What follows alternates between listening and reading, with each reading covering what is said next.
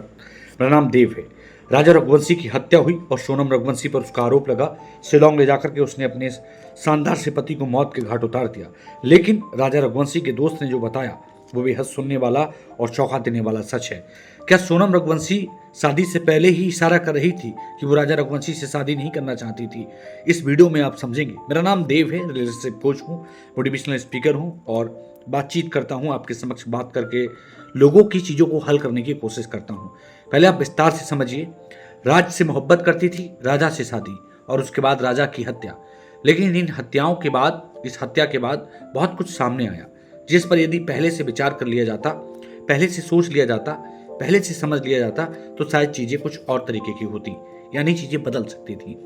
सोनम रघुवंशी ने इशारा किया था कि वो राजा रघुवंशी के साथ शादी नहीं करना चाहती है, लेकिन जबरदस्ती ये सब कुछ हुआ।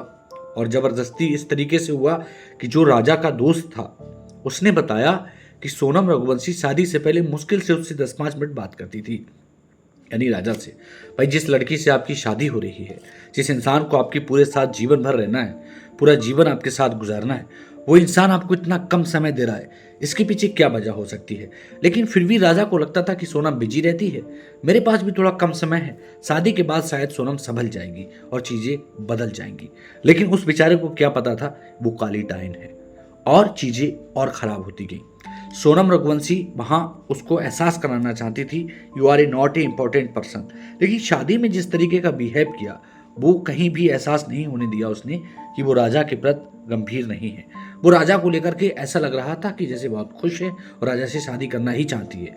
लेकिन राजा के दोस्त ने राजा की हत्या के बाद बताया कि राजा ने उसे बताया था कि उसकी जो पत्नी है, वो जिसके साथ शादी कर रहा है, वो बहुत ज़्यादा उसको इम्पोर्टेंस नहीं देती है, वो उसको बहुत ज़्यादा रिस्पेक्ट नहीं देती है, वो बहुत ज़्यादा उसको समय नहीं देती है। इन सब चीज़ों पर अगर विचार किया जाए, इन सब चीज़ों पर अगर गौर किया जाए तो चीज़ों को समझने के लिए इशारा बहुत था। लेकिन उस वक्त बेचारा भोला भाला राजा नहीं समझ सका।